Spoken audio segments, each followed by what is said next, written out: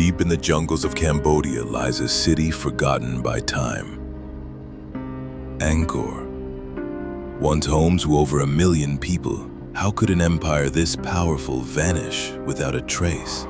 Tonight, we unraveled the eerie collapse of the Khmer Empire, a civilization that mastered water systems and built towering temples, only to disappear into the shadows of history. What forces brought down this mighty kingdom? The answer lies in ruins swallowed by the forest. 8 centuries before Columbus reached America, a city rose along the Mississippi River that matched European capitals in size and sophistication. Cahokia's skyline wasn't defined by stone cathedrals, but by enormous earthen mounds. The largest standing 100 feet tall, with a base larger than Egypt's Great Pyramid. At its peak around 1100 CE, this metropolis held 40,000 people, a staggering population density for pre-Columbian North America. The remains tell a story of remarkable organization. A grand central plaza stretched over 50 acres, surrounded by precisely aligned wooden structures. Archaeologists found evidence of sophisticated engineering in the carefully layered soils of Monk's Mound, which required moving 14 million baskets of earth. The city layout followed celestial alignments, with a wood-hen circle serving as a solar calendar. This wasn't just a settlement. It was a carefully planned urban center. Then something went wrong. By 1350 CE, Cahokia stood empty. Excavations reveal abandoned tools mid-use, half-finished crafts, and household items left behind. No signs of invasion appear in the archaeological record. No burned structures, no mass graves. People simply walked away from one of the continent's greatest cities. Seize cores drilled near the site tell part of the story. Sediment layers show evidence of massive floods around 1200 CE, which would have devastated the farmland supporting Cahokia's population. Tree ring data reveals extended droughts in subsequent decades, compounding the crisis. Some researchers suggest the Mississippians over-harvested timber, destabilizing the local ecosystem when they needed resilience most. Other theories point to social unraveling. The elite may have lost authority as conditions worsened, causing the hierarchical system to collapse. Artifacts show declining craftsmanship in later years, possibly indicating a breakdown in specialized labor systems. Without written records, we're left interpreting shadows. A copper workshop abandoned mid-production here. A cache of ceremonial objects carefully buried there. Recent LiDAR surveys show the true scale of this vanishing act. What appeared as isolated mounds now connect into a vast urban network spanning the Mississippi floodplain. Cahokia wasn't just a city. It was the heart of a civilization that influenced cultures from Wisconsin to Louisiana. Yet when French explorers passed through the area centuries later, they found only overgrown earthworks and local tribes with no memory of the builders. The soil still holds unanswered questions beneath layers of silt and time. But Cahokia isn't the only civilization that left behind silent ruins. A solitary island in the Pacific Ocean holds one of archaeology's most haunting mysteries. Easter Island's 887 stone moais stare inland, their hollow eyes witnessing the slow unraveling of the civilization that carved them. These statues, some weighing 75 tons and standing 33 feet tall, required sophisticated engineering to transport across miles of rugged terrain. Each one represents an astonishing investment of labor and resources, proof of a society capable of remarkable coordination. At its height, around 1500 CE, Rapa Nui supported 15,000 people, sustained by careful management of limited resources. When Dutch explorers arrived in 1722, they found fewer than 2,000 malnourished inhabitants living among the ruins of their ancestors' achievements. The contrast couldn't have been starker. A people who once moved mountains of stone now struggling to feed themselves. For decades, researchers blamed this collapse on catastrophic deforestation. Pollen studies show the island was once covered in palm forests, all gradually replaced by grassland. The traditional ecocide narrative suggests islanders chopped down every last tree to move statues, triggering soil erosion and societal collapse. But newer evidence complicates this story. Rat bones found in archaeological sites tell another tale. Polynesian rats arriving with the first settlers may have eaten the palm nuts before they could sprout. Experiments show a single rat can consume thousands of seeds annually.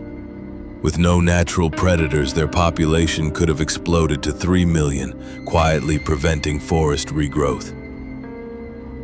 Soil samples reveal erosion began centuries before the civilization's peak, suggesting environmental decline wasn't the only factor. Oral histories speak of a society breaking apart.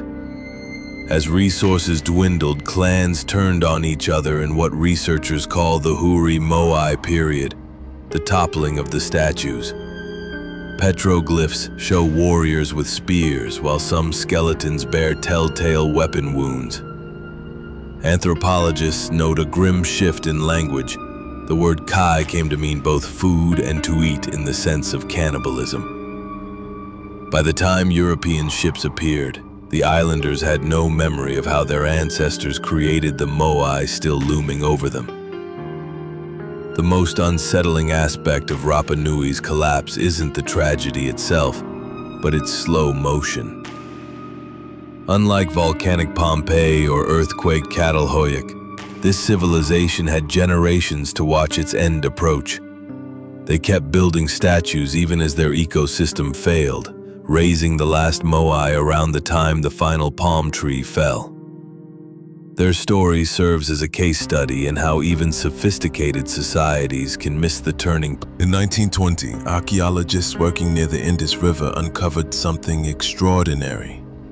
An ancient city with features that seemed impossible for its time. The settlement had flush toilets, grid-patterned streets, and advanced drainage systems dating back 5,000 years. This was Mohenjo-Daro, the crown jewel of the Indus Valley civilization, one of the world's first urban societies spanning modern Pakistan and India. Their cities displayed remarkable uniformity, standardized brick sizes, weights, and even street layouts repeated across settlements hundreds of miles apart. Unlike contemporary Mesopotamia or Egypt, archaeologists have found no palaces, temples, or evidence of large-scale warfare. This was a civilization that thrived without obvious rulers or conquests. Around 1900 BCE, something unexplained happened. The cities didn't burn or crumble, they were simply abandoned. At Mohenjo-Daro, archaeologists found household items left in place, pottery still stacked in workshops, and no signs of violent destruction. The disappearance coincides with the Sarasvati River's drying, mentioned in ancient Vedic texts as a major water source. Satellite images confirm a once massive riverbed running parallel to the Indus, its disappearance potentially disrupting agriculture across the region. Soil samples show rising salinity levels in this period, suggesting failing crops forced populations to migrate east toward the Ganges River basin. In 2016, a grimmer theory emerged. Excavations at a Harappan site revealed a mass grave with 12 skeletons showing no burial rituals, some lying face down with broken limbs. Forensic analysis indicated they died suddenly from trauma or disease. Similar sites have been found with bodies piled in wells, fueling theories of epidemics or social violence. Yet these incidents appear localized. Most settlements show orderly abandonment. Chimo lies. The greatest obstacle to understanding this disappearance lies in their script. Over 4,000 artifacts bear Indus Valley writing, the earliest known in South Asia, but linguists still can't decipher it. The writing appears mostly on seals and tablets, possibly used for trade, with the longest inscription containing just 26 symbols. Some researchers believe it's a logosyllabic system like Mesopotamian cuneiform, while others argue the brevity suggests mere accounting marks. Without a bilingual inscription like the Rosetta Stone, their records remain mute. Sempro couple years, Meteoris, even their cultural legacy is ambiguous. Later Vedic texts describe cities matching Harappan layouts, but don't name them directly. Certain Hindu rituals, involving bathing and fire altars, mirror Harappan archaeology, yet no clear religious continuity exists. They left behind precise brick ratios still used in South Asian construction today, but no memory of who first perfected them. In Formalis' legacy recustro with Junior, the civilization's end wasn't abrupt but a slow fading, with some sites showing later occupation by cruder cultures. By 1300 BCE, the script disappeared entirely. Only in the 1920s did excavations reveal their true sophistication. An egalitarian urban society that collapsed not with conquest, but with failing waters and silent exits. Some civilizations didn't just collapse, they were deliberately erased. The jungle hides its secrets well. Beneath the towering canopies of Cambodia, the ruins of Angkor Wat stand as silent witnesses to an empire that once controlled an area larger than modern-day California. At its peak in the 13th century, the Khmer capital supported 1 million people, more than any European city at the time, through an engineering marvel. A vast water management system that turned seasonal monsoons into a year-round water supply. Canals stretched over 600 miles, with reservoirs capable of holding 20 billion gallons. This hydraulic network allowed 3 rice harvests annually, fueling Southeast Asia's most powerful kingdom. Ascius, about 200 years later, the system failed. Records from 1300 to 1400 CE show erratic monsoon patterns that either brought too little rain or catastrophic floods. Tree ring analyses confirmed decades-long droughts during this period. The carefully balanced water network became a liability. Evaporation turned reservoirs into disease-breeding swamps during droughts, while intense rains overwhelmed canals and embankments. Farmers found their fields alternately parched and drowned. Recent LiDAR scans revealed the empire's fatal miscalculation. The Khmer didn't just build for their needs, they overbuilt. Aerial mapping shows countless abandoned construction projects, including half-finished canals and temples in remote areas. The infrastructure demanded constant maintenance from a workforce that was shrinking as crop yields fell. Even Angkor's signature berets, massive reservoirs, show evidence of silt buildup that would have reduced their capacity over generations. The crisis wasn't only environmental. Around the time the monsoons faltered, Theravada Buddhism began replacing Hinduism as the dominant religion. This shift had profound consequences. The Hindu god-king system, which centralized power around divine rulers who commissioned massive projects, gave way to a more decentralized monastic tradition. Tax revenues that once built temples might have instead supported hundreds of monasteries. Some scholars argue this spiritual revolution made Khmer society less willing to prop up failing institutions. Unlike civilizations that fell to invaders, Angkor experienced a slow unraveling.